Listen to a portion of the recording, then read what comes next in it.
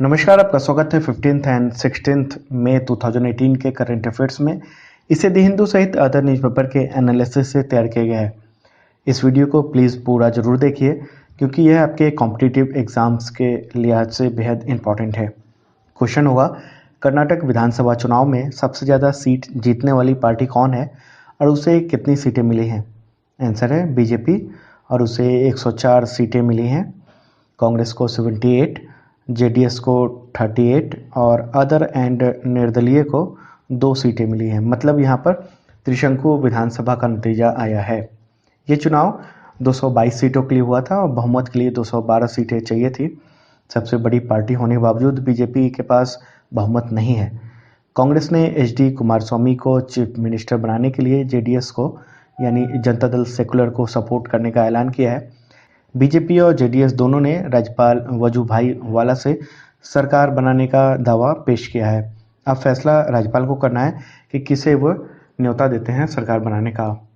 अगला क्वेश्चन होगा, लोकपाल के चयन के लिए गठित चयन समिति में बतौर विशिष्ट न्यायविद किसकी नियुक्ति की गई है? आंसर है सीनियर एडवोकेट मुकुल रोहतगी की। केंद्र सरकार ने सुप्रीम कोर्ट को 15 मई को यह जानकारी दी है। इससे पहले रोहतगी मई 2014 में मोदी सरकार के सत्ता में आने के बाद देश का अटॉर्नी जनरल बनाया गया था उन्होंने जून 2017 को इस पद से इस्तीफा दे दिया था। देखिए, लोकपाल की जो चयन समिति है उसमें विशिष्ट न्यायविद का पद सीनियर एडवोकेट पीपी राव के 11 सितंबर 2017 के निधन के बाद खाली हो गया था। अब देख लेते हैं कि इस चयन समिति में कौन कौन है। तो देखिए, प्रधानमंत्री नरेंद्र मोदी होते हैं, भारत के मुख्य न्यायाधीश, लोकसभा के अध्यक्ष, सबसे बड़े विपक्षी दल के नेता और एक विशिष्ट न्यायविद। ठीक है। अगला क्वेश्चन होगा, प्रधानमंत्री नरेंद्र मोदी रूस के राष्ट्रपति व्लादिमीर पुतिन के साथ अनौपचारिक बैठक कब और कहां करेंगे? आंसर है रूस के शहर सोची में 21 मई को। देखिए, मोदी और पुतिन की यह बैठक सिर्फ इन दोनों देशों के रिश्तों को देखते हुए ही महत्वपूर्ण नहीं है, बल्कि हाल के महीनों में जिस तरह से दुनिया में जो बदलाव हुए हैं, वैश्विक बदलाव राजनीति में, उसको देखते हुए भी इसकी अहमियत बढ़ गई है। हाल ही में रूस और अमेरिका के बीच बेहद तल्ख रिश्ते हुए हैं। अमेरिका की तरफ से रूस पर नए प्रतिबंध लगाने की शुरुआत हो चुकी है। पहले भी लगाए जा चुके थे, अब बहुत तेज़ी से बढ़ गए हैं प्रतिबंध। तो अमेरिका ने हाल ही में ईरान के साथ भी परमाणु करार तोड़ दिया है, जबकि रूस जो है वो ईरान का पक्षधर है। तो अब मोदी और पुतिन के बीच जो मुलाकात होने वाली है अनौपचारिक, उसमें अमेरिका के इन दोनों कदमों से उपजी स्थिति पर भी विस्तार से चर्चा होने के आसार हैं। देखिए, इंडिया के लिए ये ज़रूरी है रूस के साथ बातचीत रखना, क्योंकि भारत अपनी रक्षा ज़रूरतों का 63% साजो सामान रूस से ही खरीदता है। रूस से S-400 मिसाइल सिस्टम भी खरीदने की प्रक्रिया शुरू हो चुकी है। एंटी मिसाइल सिस्टम है ये, लेकिन इस पर अभी अमेरिकी प्रतिबंध का असर पड़ सकता है, तो इसको लेकर भी वहाँ बातचीत होनी है। अगला क्वेश्चन होगा, भारतीय मूल के भौतिक वैज्ञानिक E.C. जॉर्ज सुदर्शन का निधन कब हुआ? आंसर है 13 मई 2018 को। वो 86 ईयर के थे और पिछले 40 सालों से यूनिवर्सिटी ऑफ टेक्सास में प्रोफेसर थे, यानी अमेरिका में। उन्हें 9 बार नोबेल पुरस्कार के लिए नामित किया गया था। हालांकि वह पुरस्कार जीतने में असफल रहे थे, उनको पुरस्कार नहीं मिल पाया नोबेल का। 5 दशक का लंबा करियर है उनका और इस दौरान उन्होंने क्वांटम ऑप्टिक्स, क्वांटम जीनो इफेक्ट और क्वांटम कंप्यूटेशन से जुड़े कई सिद्धांत दिए और कई अहम खोजें की। भारत सरकार ने उन्हें 2017 में पद्म विभूषण से सम्मानित किया था। अगला क्वेश्चन होगा, अप्रैल 2018 में भारत के निर्यात में पिछले साल इसी महीने की तुलना में कितने प्रतिशत की वृद्धि हुई है?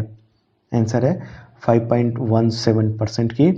इंडिया का निर्यात 25.91 अरब अमेरिकी डॉलर के स्तर पर पहुंच गया है। ये डॉलर की स्थिति में बता रहा हूँ। अगर रुपए की बात करेंगे तो 7.01% ग्रोथ रहा है निर्यात का। देखिए, निर्यात जो है वो 1.7 लाख करोड़ रुपए के स्तर तक पहुंच गया है। रुपए में प्रतिशत इसलिए बढ़ा है क्योंकि एक साल के दौरान रुपए की इंटरनेशनल कीमत घट गई है। अब आयात की बात कर लेते हैं, यानी इंपोर्ट की। देखिए, अप्रैल 2018 के दौरान डॉलर के लिहाज से आयात जो है वो अप्रैल 2017 की तुलना में 4.6% की वृद्धि हुई है और ये जो है वो 39.63 अरब अमेरिकी डॉलर के स्तर पर पहुंच गया है।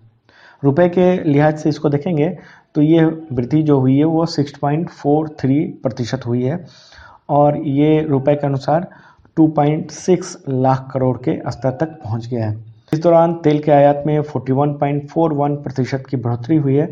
ऐसा क्रूड ऑयल की कीमत के बढ़ने से हुआ है। अब देख लेते हैं कि व्यापार संतुलन क्या है, यानी ट्रेड बैलेंस। देखिए, अप्रैल 2018 के दौरान व्यापार घाटा जो है वो 13.72 अरब अमेरिकी डॉलर रहने का अनुमान है, जबकि अप्रैल 2017 में यानी एक साल पहले ये व्यापार घाटा 13.25 अरब अमेरिकी डॉलर दर्ज किया गया था। तो मतलब है कि व्यापार घाटा बढ़ गया है।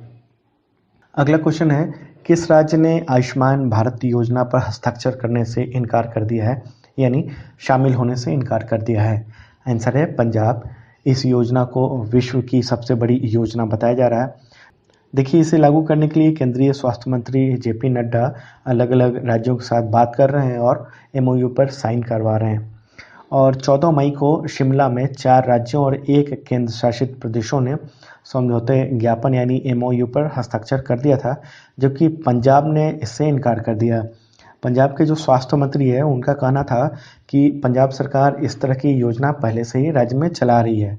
उन्होंने सवाल उठाया कि केंद्र सरकार ऐसे कार्यक्रमों में पंजाब को 60-40 के अनुपात में पैसा दे रही है, ये उचित नहीं है। तो इस तरह से भेदभावपूर्ण तरीके से वित्तीय मदद जो दी जाएगी वो ठीक नहीं है। पंजाब सरकार इस वित्तीय मदद से संतुष्ट नहीं है। अगला क्वेश्चन होगा, केंद्रीय वित्त मंत्री कौन है? तो आंसर होगा पीयूष गोयल। दरअसल अरुण जेटली का किडनी ट्रांसप्लांट होने की वजह से पीयूष गोयल को ये अतिरिक्त प्रभार दिया गया है। स्वस्थ होने पर वित्त मंत्रालय फिर से जेटली के पास जाएगा, जैसा बताया जा रहा है गवर्नमेंट के द्वारा। एक और बदलाव हुआ है, सूचना एवं प्रसारण मंत्रालय, इसकी जिम्मेदारी स्मृति ईरानी से ले ली गई है। अब राज्य मंत्री राज्यवर्धन सिंह राठौड़ इसे स्वतंत्र प्रभार के तौर पर देखेंगे इस मंत्रालय के काम को। अब स्मृति ईरानी जो है वो केवल कपड़ा मंत्रालय उनके पास रह गया है। अगला क्वेश्चन है, देश का सबसे बड़ा बैंकिंग घोटाला कौन सा है और उसकी वजह से बैंक को 2017-18 की चौथी तिमाही में कितना घाटा हुआ है? आंसर है नीरव मोदी और उसके सहयोगियों द्वारा 14,356 करोड़ रुपए का पीएनबी घोटाला। और इससे पीएनबी को 2017-18 की चौथी तिमाही में 13,417.91 करोड़ रुपए का घाटा हो गया है। ये क्वेश्चन इसलिए कि 15 मई को पीएनबी ने फाइनेंशियल स्टेटस जारी किया है। इससे पता चलता है कि पंजाब नेशनल बैंक यानी पीएनबी की हालत बहुत ख़राब है। नीरव मोदी घोटाले की राशि का 50% यानी 7,178 करोड़ रुपए की राशि का समायोजन बैंक को अपने खाते से करना पड़ा है। और रही सही कसर जो है वो बढ़ते फंसे कर्ज यानी एनपीए ने पूरी कर दी है और इसी वजह से 13,417.91 करोड़ रुपए का घाटा दिख रहा है।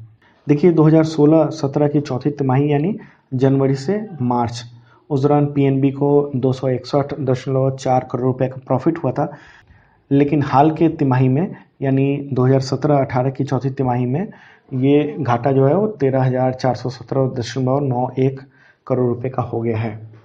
तो ये था 15 एंड 16 मई 2018 का करंट अफेयर्स। अब आपको मेरे क्वेश्चन का आंसर देना है। बांग्लादेश के पहले सैटेलाइट का क्या नाम है? आप कमेंट में इसका आंसर दीजिए।